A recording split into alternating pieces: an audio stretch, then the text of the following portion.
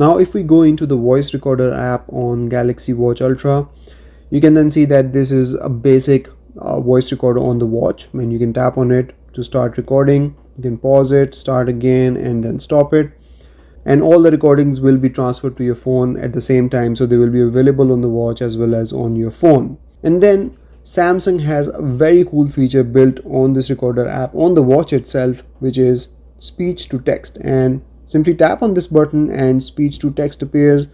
Go in here, select the language, and when you will start talking now, it will record everything, but at the same time in the back end all your speech will be converted to text as well.